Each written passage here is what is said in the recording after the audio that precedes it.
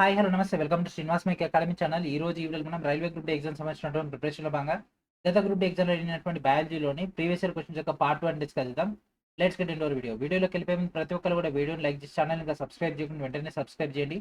So this is our new channel Srinivas make academy channel. Okay, ఈ రోజు మొత్తం కూడా మన యొక్క జీవశాస్త్ర డేటాలో భాగంగా ఈ రోజు మనం టిష్యూస్ సంబంధించినటువంటి డేటాని అయితే డిస్కస్ చేద్దాం. టిష్యూని మన తెలుగులో కణజాలం అనడం జరుగుతుంది. ఇది ఒక నిర్దిష్టమైనటువంటి విధిని నిర్వహించడానికి కలిసి ఏర్పడేటటువంటి సారూప్య కణాల యొక్క సమూహమే యొక్క కణజాలం.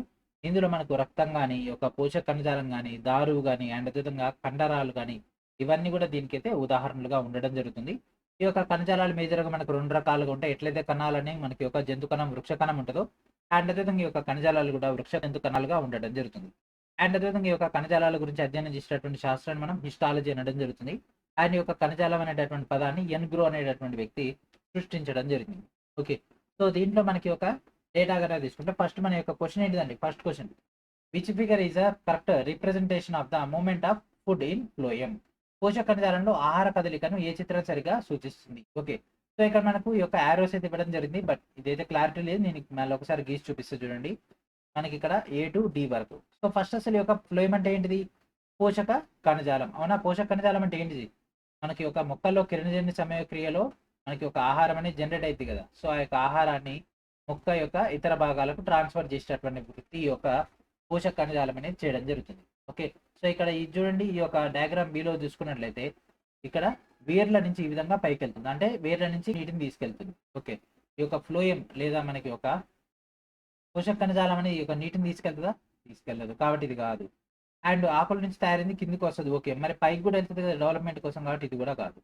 ఇక్కడ చూడండి యారోస్ అనేవి ఈ విధంగా ఉన్నాయి, ఈ విధంగా ఇటు కిందికి ఉన్నాయి, అండ్ దాంతోపాటు ఇటు పైకి కూడా ఉన్నాయి. సో పైకి కూడా ఉన్నాయి. ఇక్కడ మనకు చూడండి ఫ్లోయం. సో ఫ్లోయం అంటే ఇక్కడ చూడండి ఆకుల నుంచి తయారైనటువంటి ఇటు పైకి వెళ్తుంది, ఇటు కిందికి వస్తుంది. అవునా, కిందికి వస్తుంది అండ్ దాంతోపాటు పైకి వెళ్తుంది. తయారైనటువంటి ఆహారం పైన అభివృద్ధి కోసం, కింద నిల్వ కోసం 2 రకాలుగా జరుగుతుంది. కాబట్టి ఫ్లోయం అంటే మనకి ఇక్కడ పైకి కిందికి వెళ్తుంది, కాబట్టి ఇది మన యొక్క ఆన్సర్. ఇదేంటిది? ఆకుల నుంచి బాష్పీభవనం కానీ ఒక కార్బన్ డైఆక్సైడ్ డేటాను తీసుకున్న తర్వాత ఆక్సిజన్ విడుదల చేస్తుంది కదా.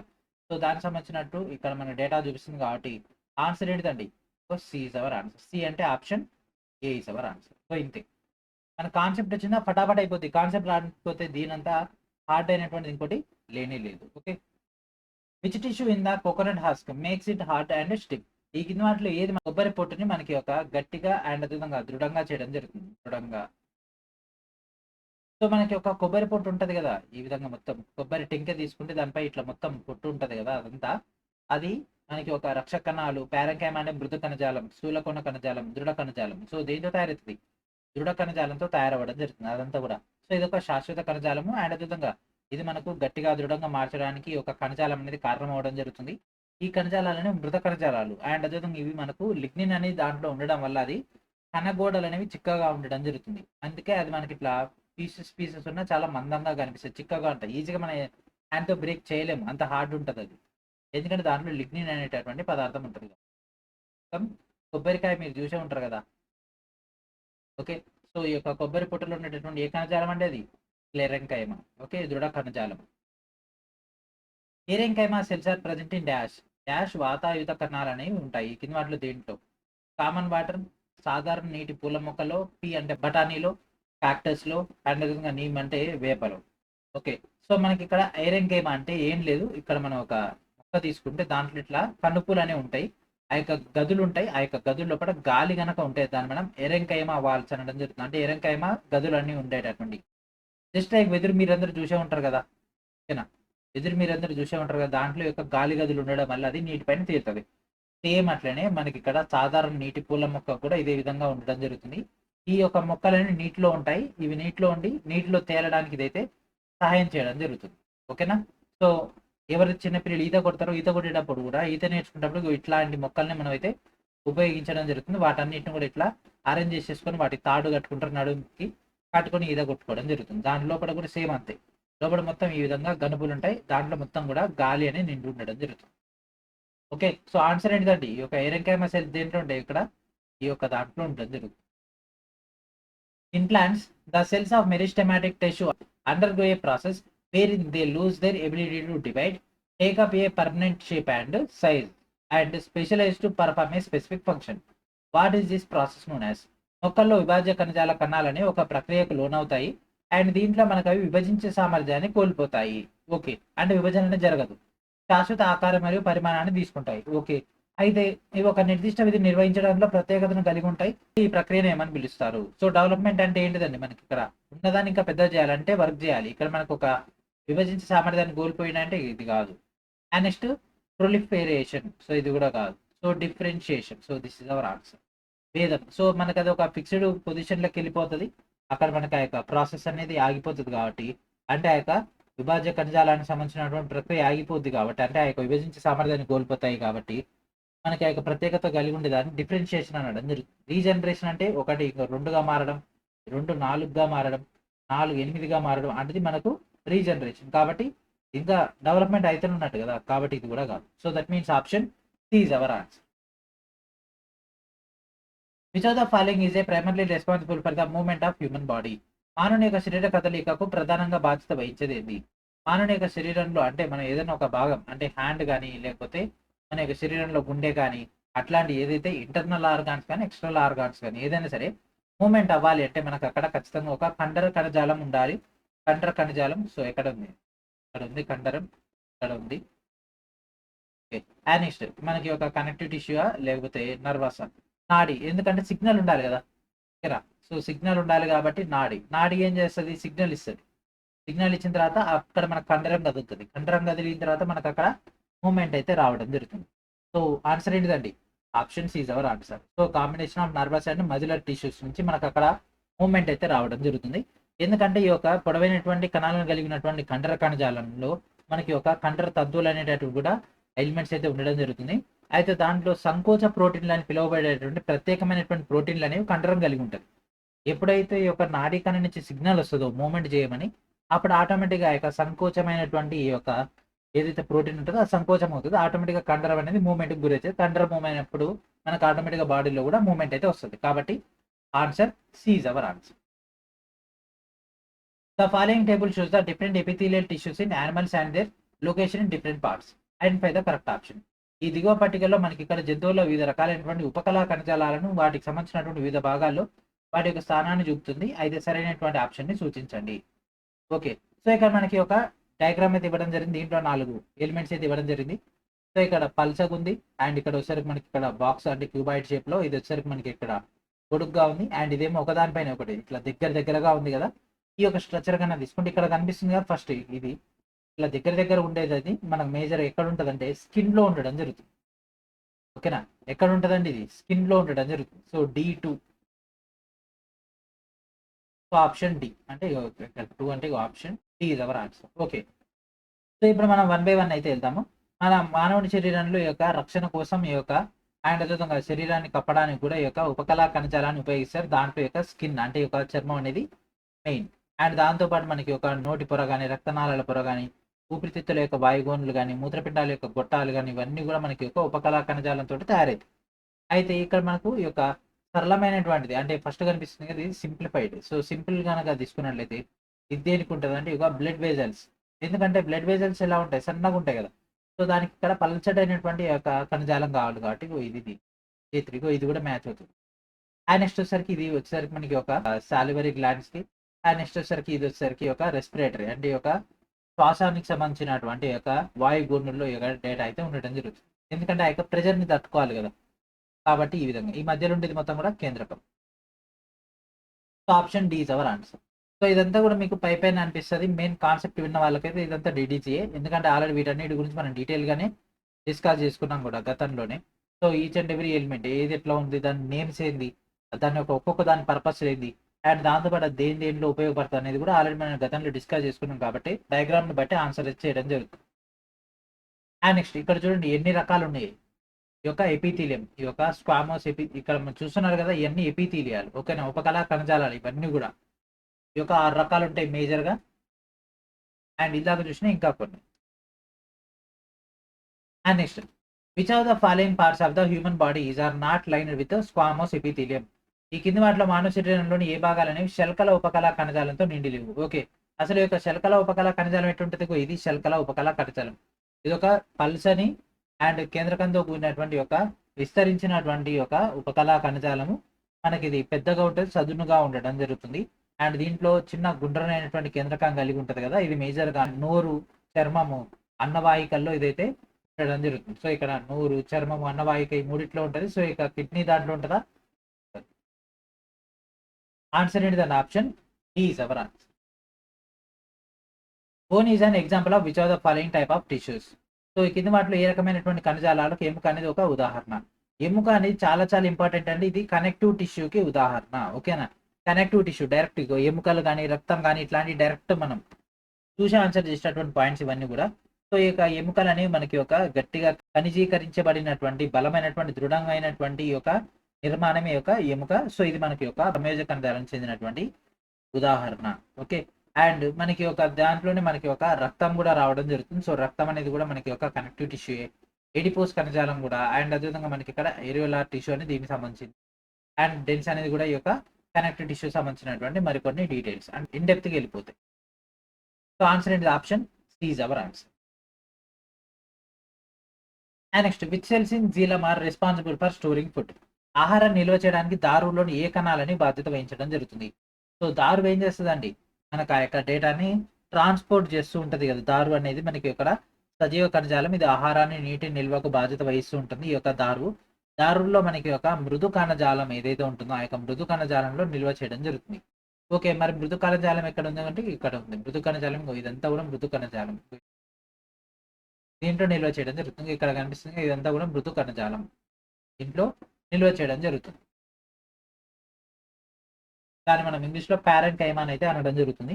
ఇది చాలా చిన్న, సన్నటి మరియు మందపాటి గోడలతో కూడినటువంటి మృదు కణజాల కణాలతో ఏర్పడడం జరుగుతుంది. దాంట్లో ఈ యొక్క డేటాని మనం ఇక్కడ స్టోర్ చేసుకోవడం జరుగుతుంది ఆహారాన్ని నిల్వ చేయడానికి. ఒకటేమో అడ్డుకోత, ఇంకోటేమో నిలువు కోత సంబంధించి. Next, the following figure shows a section of phloem meteorite in plants which nomenclature refers to a part with perforated pulse which is helpful in transportation. So ఇక్కడ మనకి కింది పట్టణంలో మొక్కల్లో పోషక కణజాల భాగం కనిపిస్తుంది. సో దిస్ ఈస్ పోషక కణజాలకు సంబంధించినటువంటి భాగము.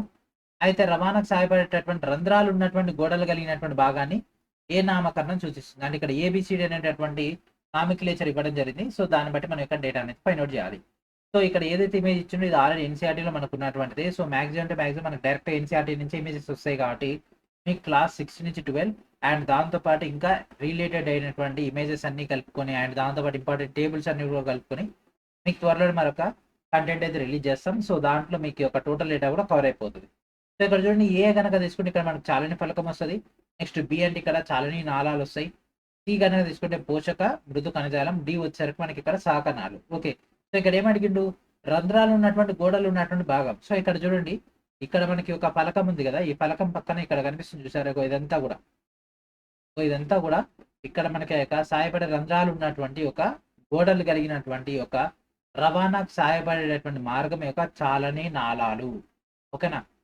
సో ఇదంతా కూడా చాలని నాళాలు. సో ఇక చాలని నాళాలు అంటే మనకు ఆన్సర్ ఏంటిది, ఇక్కడ బి అంటే option A is our answer. Okay, option A is our answer. ఇది ఆకుల్లో తయారైనటువంటి ఏదైతే కిరణజన్య సమయక్రియ ద్వారా రిలీజ్ అవుతుందో ఆ యొక్క ఆహారాన్ని మొక్క యొక్క అన్ని భాగాలకు రవాణా చేయడం జరుగుతుంది. సో దీంట్లో మనకి ఒక చక్కెరలు కానీ ఏమైనా ఆమ్లాన్ని తీసుకోవడానికి కూడా ఇవన్నీ వీటిని కూడా మనం అయితే ఉపయోగించడం జరుగుతుంది యొక్క మార్గాలను. సో ఇట్లా ట్రాన్స్పోర్ట్ అవ్వడం జరుగుతుంది. సో ఆన్సర్ ఏంటిది, option A is our answer. అంటే ఇక్కడ బి ఇస్ అవర్ ఆన్సర్.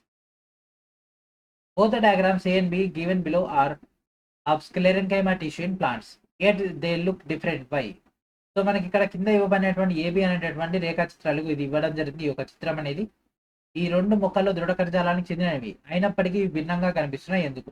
ఇక్కడ రెండు కూడా స్క్లెరెంకైమా అంటే దృఢ కణజాలమే, కానీ ఎందుకు డిఫరెంట్ ఉన్నాయి అంటే ఈ రెండు లిగ్నిన్తో కూడినటువంటి దళసరి గోడలు కలిగినటువంటి అయినప్పటికీ ఒకటేమో అడ్డుకోత, ఇంకోటేమో నిలువు కోత. ఇదేమో అడ్డుకోత, ఇదేమో నిలువు కోత, కాబట్టి రెండు డిఫరెంట్ గా కనిపిస్తున్నాయి. సో అడ్డుకోత నిలువు కోత యాడ్ ఉంది. ఇక్కడ 1 అంటే ఇక్కడ అడ్డుకోత అండ్ ఇది సి అంటే నిలువు కోత, C2. సో ఇది ఫస్ట్ ఏమో అడ్డుకోత, సో ఇది నిలువు కోత. చూడగానే ఆన్సర్ చేయాలంటే ఇట్లాంటి అన్ని కూడా ఇవన్నీ కూడా డైరెక్ట్ మనకు వస్తున్నాయి. ఇట్లాంటి క్వశ్చన్స్ కూడా మనం మిస్ చేసి మాత్రం చాలా చాలా ప్రాబ్లమ్స్ ఫేస్ చేయాలి. ఓకేనా? సో ఓన్లీ కణాలు కణజాలాలతోటే అయిపోతే ఇంకా చాలా ఉన్నాయి డయాగ్రామ్స్. అవన్నీ కూడా మీరు నేర్చుకునేసరికి చాలా టైం పడుతుంది. కాబట్టి మీరు ఇప్పుడు క్లాసెస్లో ఏదైతే కవర్ అవుతుందో వాటన్నిటి గురించి మీకు కమాండ్ రావాలి. ఇక్కడ చూస్తున్నారు కదా, ఇక్కడ సన్నని కోరమని ఎగ్జాంపుల్ ఇది కూడా ఇవ్వచ్చు. ఇది ఏ, ఇది బి అని ఇచ్చేసి ఇది ఏంది అని కూడా ఇవ్వచ్చు ఇట్లా. ఓకే, ఇక్కడ డేటా ఇచ్చేసాడు, ఇది ఇచ్చేసి ఇది ఏంది అంటాడు. అవన్నీ కూడా మీకైతే ఐడియా రావాల్సి ఉంటుంది. ఇదేమో అడ్డుకోత, ఇదేమో నిలువుకోత, ఇదేంది కుహరం మీకు కదా, సన్నని కుహరం. ఓకే, ఇదేమో దళసరి గోడలు. ఏమి ఇవ్వలేదు కదా అంటే ఇదే కదా మనకు అక్కడ కనిపిస్తుంది, అడ్డుకోత నిలువుకోత అట్లా. Okay, next parenchyma tissue is the most common simple permanent tissue in plants. Why it is known as florenchyma and erenchyma in some plants. మృదు కణజాలం మొక్కల్లో అత్యంత సాధారణ శాశ్వత కణజాలము. అయితే కొన్ని మొక్కల్లో దీన్ని హరితయుత మృదు కణజాలం అండ్ వాతాయుత మృదు కణజాలం అని ఎందుకు పిలుస్తారు? ఓకే, సో మనకి యొక్క ఫ్లోరెంకైమా అండ్ ఎరెంకైమా గురించి మీకు తెలవాలి. సో మనకి ఇక్కడ ఇలాగనే అనుకున్నాము, ఎరెంకైమా అంటే ఏంటిదండి, అక్కడ ఎయిర్ అనేది ఉండాలి. ఓకే, సో ఇక్కడ యాంత్రిక మద్దతు ఇస్తుందా? కాదు, యాంత్రిక మద్దతు ఇవ్వదు. యాక్చువల్గా ఇక్కడ గ్యాప్లోనే ఉండాలి. గాలి కనుక ఈ గాలి కనిపిస్తుంది. ఎస్, ఇక్కడ జల మొక్కల్లో యొక్క వాతాయుతమైనటువంటి దాంట్లో ఇది ఉంటుంది అండ్ ఇది తేలడానికి సహాయపడుతుంది. ఓకే, ఇది కరెక్టే. అండ్ అదే డేటా ఇక్కడ లాస్ట్లో ఉంది. అంటే ఈ దాంట్లో ఇది కాదు. ఫ్లోరెంకైమా అనేది మనకి ఇక్కడ ఇది కాదు. సో మొక్కకు సపోర్ట్ ఇవ్వదు. ఫ్లోరెంకైమా అంటే హరితయుతమైనటువంటి మృదు కణజాలం. హరితం అంటే ఏంటిది? Green colour. ఇది గాలి గదులను కలిగి ఉంటుందా? కాదు, ఇది కాదు. అంటే ఏ ఆన్సర్ కాదు. ఓకే, నెక్స్ట్ బి తీసుకుందాం. బి సెట్ తీసుకుంటే ఆల్రెడీ ఇది కరెక్టే. ఇది చూద్దాం. హరితయుతమైనటువంటి మృదు కణజాలం కన్నా తీసుకుంటే కిరణజన్య సమయక్రియ కోసం పత్రహరితాన్ని కలిగి ఉంటుంది ఆకులు. ఎస్, ఇది కరెక్టే. హరితం అంటే పేరులోనే ఉంది, గ్రీనిష్. ఓకేనా, ఫ్లోరెంకైమా అంటే మనకు అక్కడ ఈ యొక్క డేటా రావడం జరుగుతుంది. సో ఇది మనకి యొక్క కిరణజన్య సమయక్రియ కోసం పత్రహరితాన్ని కలిగి ఉంటుంది. అండ్ ఈ యొక్క వాతాయుతమైనటువంటి అంటే ఎరెంకైమా అంటే గాలి ఖాళీలను అంటే గాలి గదులను లేదా గాలి స్పేస్లను మనకి ఇక్కడ ప్రొవైడ్ చేస్తుంది. కాబట్టి రెండు కరెక్టే. అంటే that means option B is our answer. Perfect data వచ్చేసరికి బి. ఓకే, సో ఇదంతా కూడా టైం కిల్లింగ్ స్ట్రాటజీ ఉపయోగిస్తారు. ఇక్కడ అన్నిటి గురించి క్యాండిడేట్ కమాండ్ ఉందా లేదా అనేటటువంటిది. అండ్ దాంతోపాటు ఇవన్నీ చదివేసరికి కన్ఫ్యూజ్ అయిపోతాం. కాబట్టి టైం అనేది కిల్ చేయొచ్చు. ఇట్లాంటి క్వశ్చన్స్ అయితే ఫ్రేమ్ చేస్తూ ఉంటారు. ఇట్లా ఇచ్చినా సరే మనం కన్ఫ్యూజ్ అవ్వకూడదు. మనకు ఒక కమాండ్ ఉండాలి. ఒక టాపిక్ మనం నేర్చుకున్నా పర్ఫెక్ట్నెస్ రావాలి. ఓకే, ఎరెంకైమా అంటే ఏంటిది? ఎయిర్. పేరులోనే ఉంది ఇక్కడ AER, air. Okay, next in which of the following is A cartilage not present. ఈ కింద వాటిలో దీంట్లో మృదులాస్తి అనేది ఉండదు. సో మృదులాస్తి ఎక్కడ ఉంటుంది? మీ ముక్కు పట్టుకోండి, మీ ముక్కులో మెత్తగా ఉంటుంది. అవునా, మీ ముక్కు అనేది పట్టుకుంటే మెత్తగా ఉంటుంది, కానీ అది విరగదు. ఎందుకు? దాంట్లో మృదులాస్తి అనేది ఉంటుంది కాబట్టి. అండ్ దాంతోపాటు మీ యొక్క చెవి ఉంటుంది కదా, మీ చెవిని కూడా పట్టుకోండి, అది కూడా మెత్తగా ఉంటుంది, కానీ అది కూడా విరగదు. ఓకే, నా కండర లెక్క ఊసిపోదు. ఎందుకు? దాంట్లో కూడా మృదులాస్తి అనేది ఉంటుంది. అండ్ దాంతోపాటు మనకి ఒక స్వరపేటికలో కూడా మృదులాస్తి అనేది ఉంటుంది. మరి మృదులాస్తి లేనటువంటిది ఏంటిది? కిడ్నీలు. సో ఇక కిడ్నీలో మృదులాస్తి అనేది ఉండదు. మరి ఇక మృదులాస్తి అంటే ఏంటిది? ఒక బలమైన సౌకర్యవంతమైనటువంటి ఒక సంయోజక కణజాలము. అండ్ ఇది మనకు కీళ్ళు ఎముకలను రక్షించడం జరుగుతుంది. ఇది వెన్నుముక, ఊపిరితిత్తులు, స్వరపేటిక, ముక్కు, చెవి, ఎముకలు అండ్ విధంగా కీళ్ళల్లో ఇదైతే ఉండడం జరుగుతుంది యొక్క మృదులాస్తి అనేది. సో ఆన్సర్ ఏంటిదండి? Option D is our answer. Okay, which are the following tissues is found below the skin and between the internal organs. ఈ కింద వాటిలో చర్మం కింద అంతర్గత అవయవాల మధ్య ఉండేటటువంటి కణజాలం ఏంటిది? చర్మం కింద ఉండేది అంతర్గత అవయవాల మధ్య మనకు ఉండేటటువంటి కణజాలము ఎడిపోస్ కణజాలము, లేదా దీన్ని మనం కొవ్వు కణజాలం అని కూడా అనడం జరుగుతుంది. సో ఈ విధంగా ఉంటుంది ఈ యొక్క ఎడిపోస్ కణజాలం. ఇది మనకు కొవ్వు నిల్వ చేసేటటువంటి ప్రత్యేకమైనటువంటి కణాలు. ఇవి చర్మం కింద ఉండి మనకు వెచ్చదనాన్ని అయితే ప్రొవైడ్ అయితే చేయడం జరుగుతుంది. ఓకేనా, సో ఇది మనకి ఎక్కువగా మనకి ఒక ఇన్సులేషన్ పాయింట్ ఆఫ్ లో వర్క్ చేయడం జరుగుతుంది. క్షీరదాల్లో 2 రకాలైనటువంటి కొవ్వు కణజాలాలు కూడా కలిగి ఉంటాయి. తెల్లని కొవ్వు కణజాలం అండ్ అదేవిధంగా బ్రౌన్ కొవ్వు కణజాలం అంటే ఈ యొక్క గోధుమ కొవ్వు కణజాలం అని కూడా అనడం జరుగుతుంది. అంటే ఇండియట్గా వెళ్ళిపోతే మనకు అట్లా రావడం జరుగుతుంది. Which of the following types of epithelial tissues form a lining of lung alveoli. ఈ కింది వాటిలో ఊపిరితిత్తుల యొక్క వాయుగోనుల్లో పొరలు మనకి ఏర్పరుస్తున్నటువంటి ఉపకళా కణజాలం ఏంటిది? ఇది ఇందాకనే కదా మనం చూసింది. ఏంటిది అది? క్వామోస్ అంటే శల్కల ఉపకళ కణజాలము. ఏంటిదండి? ఊపిరితిత్తుల వాయుగోనుల యొక్క పొరలు ఏర్పరిచేది ఏంటి? ఒక శల్కల ఉపకళ కణజాలము. In which season would sugar stored in root or stem tissue be transported to the buds which need energy to grow in plants? మొక్కల్లో పెరగడానికి శక్తి అవసరమైనటువంటి మొగ్గలకు వేరు లేదా కాండం కణజాలను నిల్వ చేయబడినటువంటి చక్కెరను ఏ సీజన్లో రవాణా చేయబడుతుంది? అంటే ఇప్పుడు మనం ఒక మొక్కను తీసుకున్నాం అనుకోండి, మొక్క వేర్లలో అండ్ అదేవిధంగా మనకి ఆ యొక్క కాండంలో నిల్వ చేసినటువంటి చక్కెరలను మనకు ఆ యొక్క మొగ్గ ఎప్పుడు ఏర్పడుతుందో ఆ యొక్క టైంలో దానికి డిస్ట్రిబ్యూషన్ చేయాలి కదా. సో అది ఏ టైంలో మనకు ఆ యొక్క మొగ్గ ప్రొవైడ్ చేయాలి? సమ్మర్లోనా? కాదు. మాన్సూన్లో కాదు. శీతాకాలంలో కాదు. ఎప్పుడు? వేసవి కాలంలో. చెప్పండి ఎప్పుడు? ఏ కాలంలో? స్ప్రింగ్ అంటే వసంత కాలం. కాబట్టి వసంత కాలంలో అదైతే డిస్ట్రిబ్యూషన్ అయితే చేయడం జరుగుతుంది. అప్పుడే కదా మనకు ఆ యొక్క కొత్త మొగ్గ దొరికేది. కాబట్టి ఆ యొక్క మొగ్గకు శక్తి కావాలి కాబట్టి అప్పుడు ఆ యొక్క డేటాని ప్రొవైడ్ చేయడం జరుగుతుంది. ఆ తర్వాత అది కంటిన్యూ అవ్వడం జరుగుతుంది. Which are the following tissues help in tissue repair? ఈ కింద వాటిలో కణజాల మరమ్మతుకు తోడ్పడేటువంటి కణజాలం ఏమిటి? ఏంటిదండి అది? చెప్పండి. ఇది ఏరియోలార్ కణజాలం అనేది మనకి ఇక్కడ కణజాలం యొక్క మరమ్మతుకు అయితే హెల్ప్ అవ్వడం జరుగుతుంది. ఇది మనకి ఈ విధంగా ఉంటుంది అన్నమాట. సో ఇది వివిధ అవయవాలను కలిపేటటువంటి అండ్ విధంగా వాటి చుట్టూ ఉండేటటువంటి కణజాలం యొక్క రకమే యొక్క ఏరియోలార్ కణజాలము. సో ఈ విధంగా మనకి ఏదైతే ఉండడం జరుగుతుంది, ఎక్కడ ఇది డ్యామేజ్ అయితే ఏమంటే మరమ్మతు చేయడం జరుగుతుంది యొక్క కణజాలాలకు సంబంధించి. The tissue that stored fat is called. కొవ్వును నిల్వ చేసినటువంటి కణజాలాన్ని ఏమంటారు? చెప్పండి. ఎడిపోస్ కణజాలం అనడం జరుగుతుంది. ఇందాక కదా మనం చూసింది ఎడిపోస్ కణజాలం. అంటే option D is our answer. So ఇక్కడ మన కొవ్వు బిందువు ఉంటుంది అండ్ ఇక్కడ మనకి ఒక కేంద్రకాలు ఉండడం జరుగుతుంది. Option D is our answer. Which of the following forms the lining of kidney tubulars and duct of salivary glands? ఇది కూడా ఇలాగ వచ్చినటువంటిదే కదా. ఇక్కడ మూత్రపిండ నాళాలు అండ్ విధంగా లాలాజల గ్రంథుల యొక్క నాళాల పొరను ఏర్పరిచేది ఏందని చెప్పండి. ఇందాకనే కదా మనం అనుకున్నది, మర్చిపోయారు అప్పుడే. చెప్పాలి, వెంటనే ఆన్సర్ చెప్పాలి. ఏంటిది అది? Cuboidal epithelium. ఇట్లా క్యూబ్ లెక్క ఉంటుంది అనమాట. ఇట్లా. So answer option C is our answer. మనకి ఇది యొక్క పోషణకు, స్రవించడానికి, విసర్జనకి ఇదైతే మెయిన్ కారణం అవ్వడం జరుగుతుంది. ఇది ఏక లేయర్ కలిగినటువంటి కణాలన్నీ కూడా మన దీంట్లో ఉంటాయి. ఇవన్నీ కూడా ఒకటే లేయర్లో ఉంటాయి, అంటే ఒకటే లేయర్ ఉండడం జరుగుతుంది. Sieve plates are found in dash. ఈ కింద వాటిలో చాలని నాళాల గోడలు కనిపిస్తాయి. దేంట్లో? ఇక్కడ చాలని నాళాల గోడలు దేంట్లో కనిపిస్తాయి? పోషక కణజాల భాగంలో కదా. పోషక కణజాలం యొక్క భాగంలో మనకైతే కనిపించడం జరుగుతుంది కదా. మరి దాని యొక్క ఆన్సర్ ఏంటిది? ఇక్కడ పోషక కణజాల నాళకణాలు. పోషక కణజాలం యొక్క నాళకణాలు మనకి ఇక్కడ చాలని నాళాలు. కాబట్టి ఆన్సర్ ఏంటిదండి? Option D is our answer. ఇవన్నీ పిక్చర్ చూసి ఆన్సర్ చేసేటటువంటి ఇవన్నీ కూడా ఎగ్జామ్లోనే మనకి పిక్చర్ ఇవ్వడం, మనకి ఇమాజినరీ అంత లేదు. దానివల్ల మన ప్రాబ్లమ్స్ ఎక్కువ ఫేస్ చేస్తాం. ఫిజిక్స్, కెమిస్ట్రీ, మ్యాథ్స్ ట్రై చేయొచ్చు కానీ డయాగ్రామ్స్ అని బయాలజీకి వచ్చేసరికి మొత్తం డయాగ్రామ్లతోటి గేమ్ అంతా ఆడుతున్నాడు. Which of the following animal tissues contains flattened cell? ఈ కింద వాటిలో దేంట్లో మనకి ఇక్కడ ఫ్లాటెండ్ అంటే చదునైనటువంటి కణజాలం ఉంటుంది. దేంట్లో ఉంటుంది? దీన్ని ఏమంటారు? దేంటండి? శల్కల ఉపకల కణజాలము. అవునా? సో శల్కల ఉపకల కణజాలం కాబట్టి స్క్వామోస్ ఎపిథీలియం. ఇంకా ఇంతే. ఉన్నటువంటి 4 పాయింట్లను తీసుకొస్తాడు కాబట్టి తిప్పి ఇటు తిప్పి ఇటు తిప్పి అటు తిప్పి మనకు అదే చేస్తాడని జరుగుతుంది. ఓకే. సో ఆన్సర్ ఏంటిదండి? మనకి ఇది స్క్వామోస్ ఎపిథీలియం అంటే శల్కల ఉపకల కణజాలము. ఇది మనకు బహుకోణంగా ఉండడం జరుగుతుంది. కణాలు దగ్గరగా ప్యాక్ చేయడం జరుగుతుంది.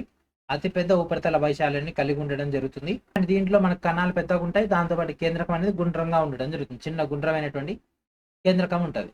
ఎందుకు ఇన్నిసార్లు కేంద్రకం అంటున్నా అంటే ఎగ్జామ్లో మళ్ళీ అడుగుతాడు, ఈ కింద వాటిలో చిన్న గుండ్రమైన కేంద్రకం దేంట్లో కలిగింది అని. మళ్ళీ అక్కడ మనం ఇంకొకసారి డిస్కస్ చేసుకునే బదులు ఇక్కడనే డిస్కస్ చేసుకుంటే క్లియర్ అయిపోతుంది. కాబట్టి option B is our answer. A cut pig is placed in a coloured water as shown in the diagram below. So ఇక్కడ మనకు రైల్వే ఇచ్చినటువంటి డయాగ్రామ్ ఇది. After a few hours when that pig is cut, how will it look? Where will be find the colour tissue? So కింది పటంలో చూపిన విధంగా కత్తిరించినటువంటి బొమ్మను గనక రంగురంగుల నీటిలో కనుక ఉంచినట్లయితే, సో ఈ విధంగా మనం ఒక గ్లాస్ తీసుకుని ఒక మొక్క యొక్క భాగాన్ని ఈ విధంగా దాంట్లో కనుక ఉంచి కొద్దిసేపు అంటే కొన్ని గంటల తర్వాత కనుక ఆ యొక్క మొక్కను మళ్ళీ మనం ఇట్లా మధ్యలో కట్ చేస్తే అప్పుడు అది ఎలా కనిపిస్తుంది? రంగు కణాలని మనం ఎక్కడ కనుకుంటాం? ఇగో ఇట్లా కనిపిస్తుందా? మధ్యలో ఒక సుక్కు ఉన్నట్టు ఉంటుందా? ఇగో ఈ విధంగా ఉంటుందా? ఇగో ఈ విధంగా ఉంటుందా? చెప్పండి. సో మనకు అది ఏ విధంగా ఉండడం జరుగుతుంది అంటే ఇగో ఈ విధంగా ఉంటుంది. ఓకే. సో మనం ఇక్కడ రైల్వే దాంతో పాటు ఇక్కడ ఎన్సీఆర్టీ డేటా కన్నా తీసుకుంటే ఎన్సీఆర్టీలో ఈ విధంగా వీళ్ళు ఇక్కడ మామూలు ఒక గ్లాస్ తీసుకున్నాం, దాంట్లో ఈ విధంగా ఒక భాగం తీసుకున్నాము, దాంట్లో ఇంకని కనుక యాడ్ చేసినట్లయితే తర్వాత కొన్ని గంటల తర్వాత ఈ విధంగా ఆకుల యొక్క ఈ భాగంలో, ఈ యొక్క మొక్కల యొక్క ఈ భాగంలో ఈ విధంగా కనిపిస్తుంది. దీన్ని కట్ చేసినట్లయితే మనకి ఇక్కడ జీలం, ఫ్లోయం వీటన్నిటిలో కనిపిస్తుంది. పోషక కణజాలం మనకు అందులో ఏం జనరల్ కాలేదు కాబట్టి అది బయటలో ఉంటుంది. జీలం మొత్తం కూడా మనకు ఆ యొక్క నీటిని ట్రాన్స్పోర్ట్ చేస్తుంది కాబట్టి ఇక్కడ మొత్తం కూడా ఇక్కడ రెడ్డిష్ వస్తుంది.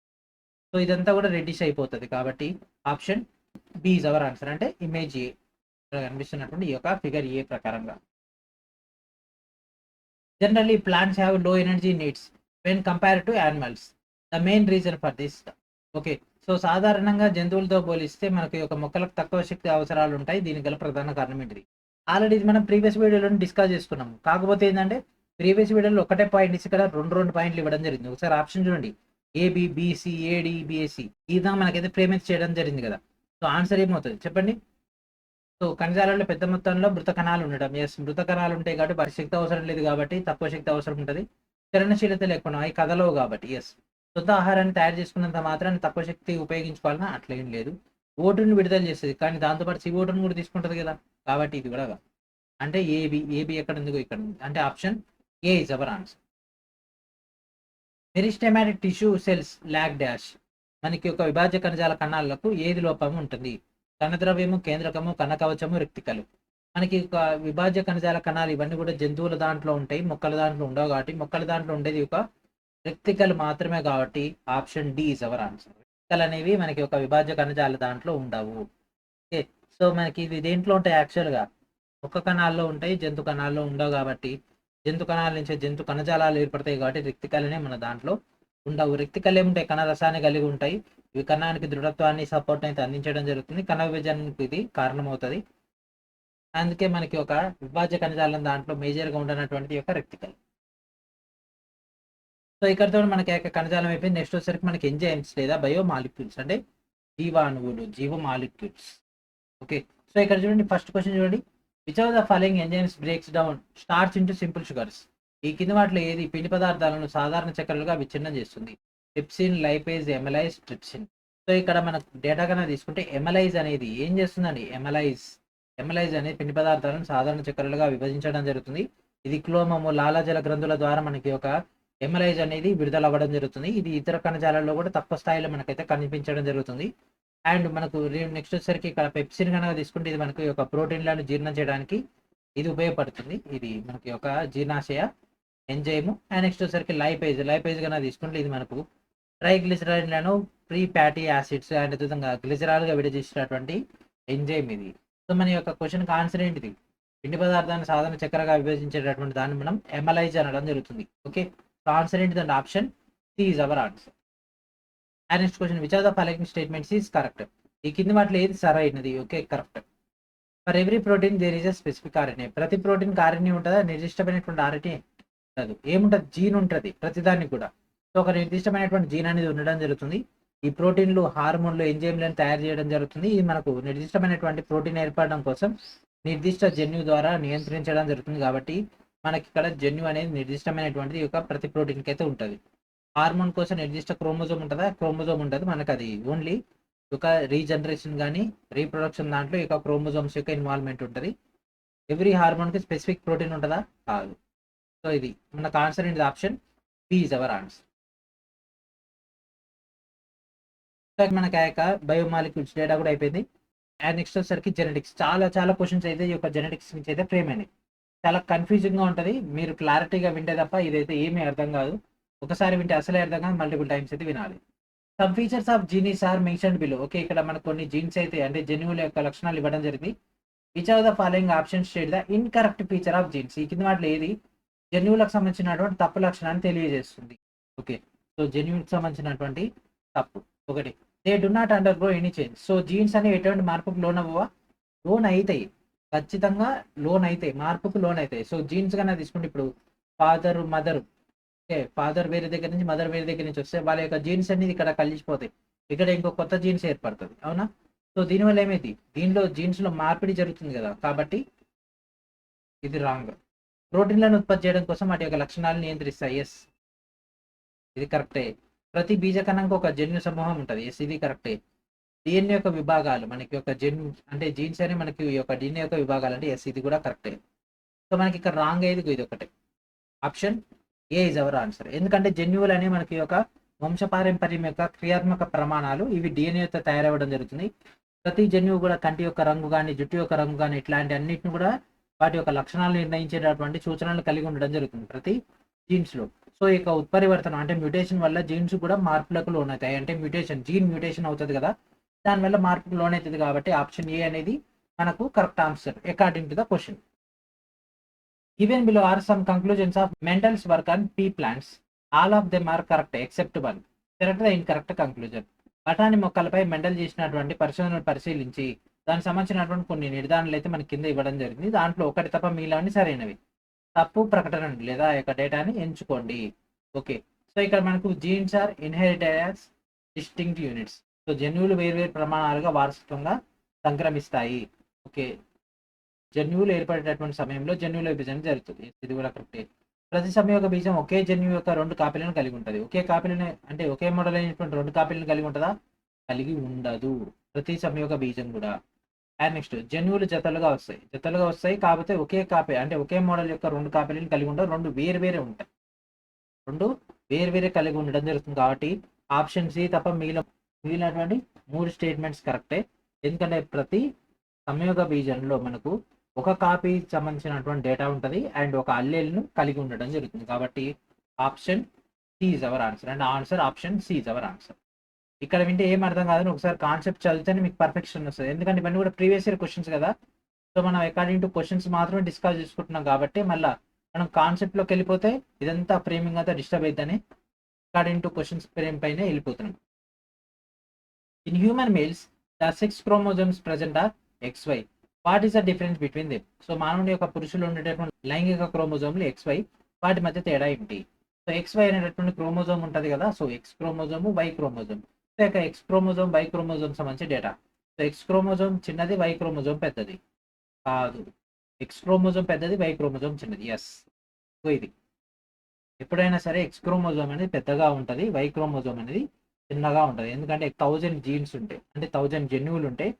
ఈ యొక్క వైలో కేవలం 78 మాత్రమే ఉంటాయి. అప్పుడు చిన్నగా ఉండకుండా పెద్దగా ఎట్టు ఉంటుంది కదా. కాబట్టి ఆన్సర్ ఏంటిదండి? Option B is our answer. రెండిట్ల తేడా ఏముంటుందా అంటే ఉంటుంది, ఖచ్చితంగా ఉంటుంది. వై చిన్నది, వై అనేది ఎక్స్ కంటే ఎక్కువ జన్యువులను కలిగి ఉంటుంది. ఇక్కడ ఏంది? వై అనేది ఎక్స్ కంటే తక్కువ ఉంటుంది కదా. ఇందులో 78 ఉంటే ఇందులో 1000 ఉంటాయి కాబట్టి రాంగ్. ఆన్సర్ ఏంటిది? Option B is our answer. The sex of a person is determined by dash. ఒక వ్యక్తి యొక్క లింగాన్ని డాష్ ద్వారా నిర్ణయిస్తారు. వీర్యం మరియు అండాశయం రెండింటిలోనూ ఉండేటటువంటి క్రోమోజోమ్లు మరియు తల్లిదండ్రుల యొక్క ఆహారపు అలవాట్లు పక్కన పెడితే ఒక అండాశయం నుంచి అయితే ఏం రాదు, అక్కడి నుంచి ఓన్లీ XX మాత్రం వస్తుంది.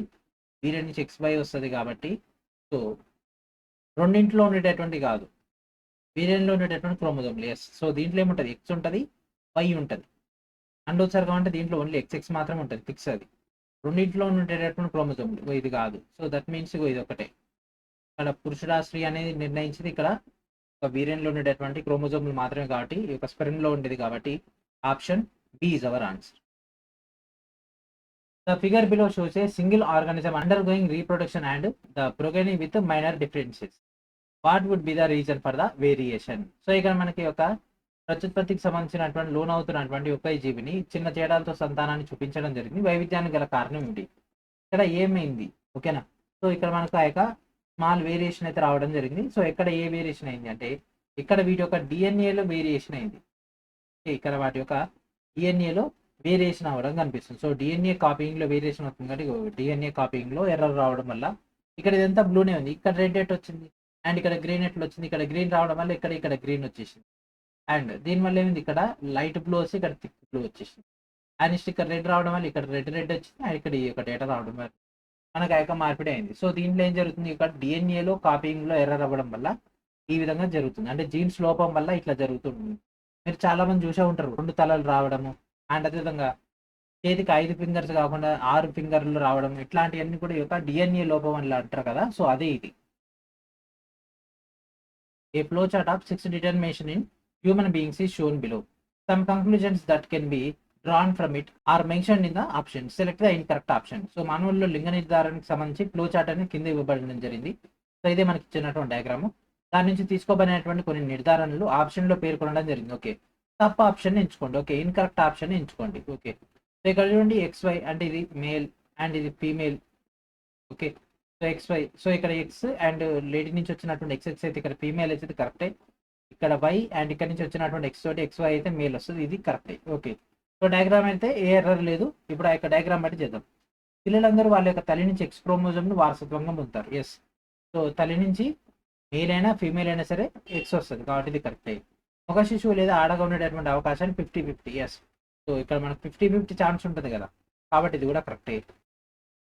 The male decides the sex of the of spring. So సంతానం యొక్క లింగాన్ని పురుషుడు డిసైడ్ చేస్తాడు. ఎందుకంటే ఇక్కడ వై అనేది పురుషుని దగ్గర ఉంది కదా, మేల్ దగ్గర, కాబట్టి ఇక్కడ మేల్ దగ్గర ఉంది కాబట్టి ఎస్, ఇది కూడా కరెక్టే. సంతానం యొక్క లింగాన్ని లేడీస్ డిసైడ్ చేస్తారంటే కాదు. వాళ్ళ దగ్గర ఉండేది మొత్తం ఎక్స్ మాత్రమే కాబట్టి.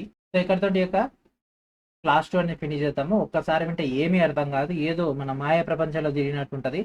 ఈ సైన్సే అట్లా. అండ్ దాంతో పాటు ఇది మొత్తం కూడా ప్యూర్ ఎన్‌సీఈఆర్‌టీ నుంచి డేటా వస్తది కాబట్టి చాలా చాలా కన్‌ఫ్యూజింగ్ ఉంటది. మేజర్‌గా మీరు అకాడమిక్‌లో చదువుకున్నప్పుడు ఇంత ఇన్ డీటెయిల్‌గా లేదు గానీ, ప్రెజెంట్ సైన్స్‌లో మనకు కొంత కంటెంట్ పెరిగింది కాబట్టి ఇదంతా కూడా కాంప్లెక్సిటీ మీకైతే కనిపిస్తుంది. కాబట్టి దయచేసి ఒక వీడియోస్‌ని మల్టిపుల్ టైమ్స్ వాచ్ చేయండి. అండ్ దాంతో పాటు మీకు ఆల్రెడీ ఎన్‌సీఈఆర్‌టీ క్లాసెస్ మొత్తం కూడా ఫినిష్ చేసేసుకున్నాం కదా!